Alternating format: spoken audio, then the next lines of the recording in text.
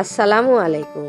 আজকে আমি ছোলার ডাউল রান্না করব। প্রথমে ডাউলগুলা পরিষ্কার করে নিয়েছি, এরপর 2-1 ঘন্টা ভিজিয়ে রেখেছিলাম। এ পর্যায়ে ডাউলগুলো আমি প্রেসার কুকারে দিয়ে পরিমাণ মতো পানি দেব, সামান্য হলুদ দেব, সামান্য পরিমাণ লবণ দেব। ডাউলটা আমি 2-1টা সিটি দিয়ে নামিয়ে ফেলব। এ পর্যায়ে প্রেসার কুকারটা আমি লাগিয়ে দিয়ে চুলাটা অন করে দেব। এ পর্যায়ে ডাউলটা আমার প্রায় সিদ্ধ হয়ে গিয়েছে, এবারে আমি নামিয়ে নেব। দেখুন ডাউলটা আমার প্রায় অর্ধেক সিদ্ধ হয়ে গেছে। প্রথমে কড়াইয়ে তেল দিয়ে 2-3টা শুকনা মরিচ দিয়ে দেব।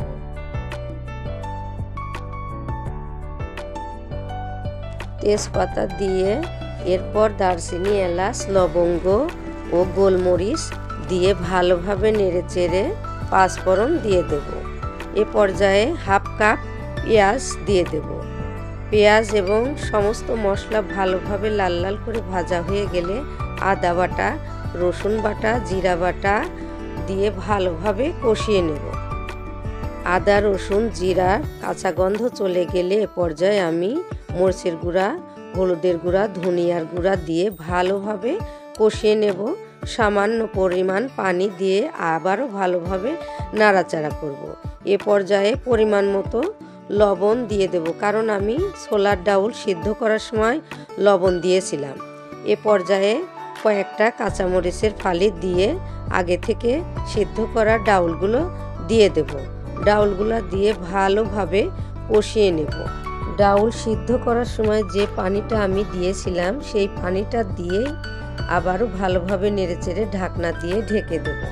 এ পর্যায়ে ঢাকনা তুলে আবারও ভালোভাবে নেড়েচেড়ে নেব। এ পর্যায়ে ঢাকনা তুলে ভালোভাবে নেড়েচেড়ে সামান্য পরিমাণ আমি চিনি দিয়ে দেব। চিনিটা যদি মনে করেন দিবেন, দিতে পারেন, না দিলেও সমস্যা নাই। ডাউলটা আমার প্রায় হয়ে গেছে। এ পর্যায়ে 1 টেবিল চামচ পরিমাণ ঘি দিয়ে দেব। ঘি দিলে হয় কি এক্সট্রা একটা ফ্লেভার পাওয়া যায়, খেতেও ভালো লাগে। আপনারা যদি মনে করেন বাসায় রান্না করবেন, করে খেতে পারেন, দেখবেন ভালো লাগবে।